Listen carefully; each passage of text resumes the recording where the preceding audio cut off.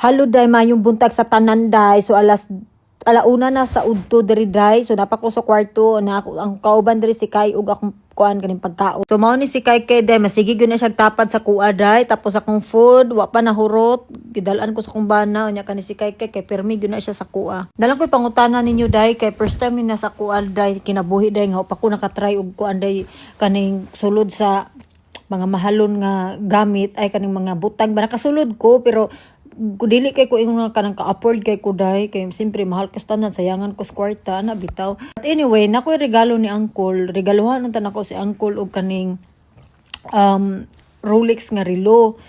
Day nakoy pangutana day tabangi daw ko ninyo Debbie kay ignorante man ko day. Di mangguko ka try og palit og kaning Rolex nga kanang ako ra isa ba nga moadto dito sa store. Ana ba kanin naman na sila pangutana day nga unsa man klase nga Rolex ana ba no? Unsa man ko itubag ana day kay buguon man ko day di ko kasabot day. I mean kasabot siguro ko pero di ko ka-gets. Kasabot ko pero di ko ka-get bugo gi English. Bugo gid ay.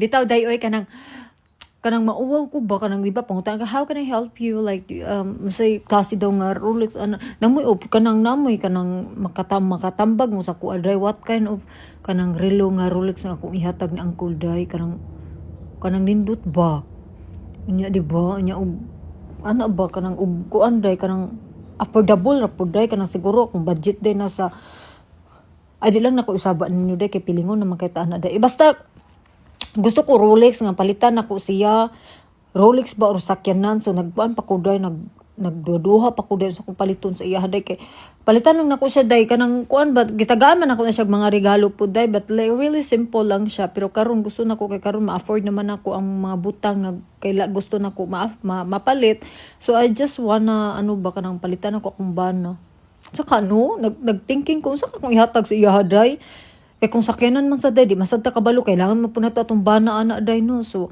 gusto na ko Rolex nga relo, kaya abisyosa biya day. Gusto lang na ako palanggaw na kong bana, gusto na ko spoiled na ko kong bana ba kay pero may ko spoiled sa kong bana sa day. So, gusto na ko kong bana spoiled po na ko day. Diba? So, unsa ka day? Asa ka kung magpalit ana diri sa mall or kuan basig na mga kuan diha kanang original ha kanang sa Japan ba ana ba? Sa man na uy naglibog man ko day uy. Magbisaya lang ko day, di sa kasabot sa angkol makita ang video. Diba? Gusto ko siya palitan day. Gusto na ko palitan sa sakyanan. Patunahon na ko day. Kailangan ako sa sakyanan kay mga insurance and everything. Unsa pa na day, mga di ko kabalo mo fill up na day. Like, dili ko kabalo gyud anang about sa sakyanan. Pero gusto ko, kay para, kuan ba, palitan ako sa sakyanan kay ambisyosa lagi ta day. Dapat sometimes we need to spoil our husband. Palanggap ko sa kong bana day. So, palanggaon sa nato atong bana day. Diba? Gusto po na ko siya palitan. Rolex na lang, para surprise ba no? Tabang niyo daw ko ninyo, day, be. Akong bana maganda, dili man sa materialistic nga laki, day. Pero, akong bana, day, ganahan na siya mga butang nga. Excuse me.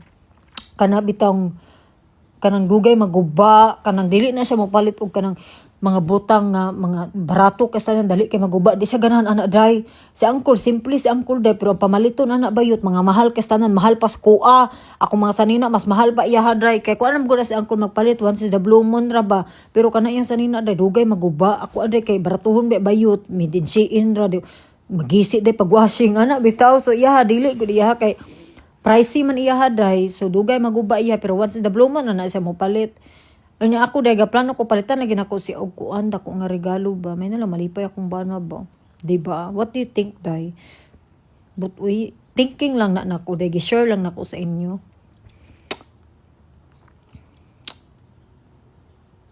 mura man tag na namin ani cellphone oy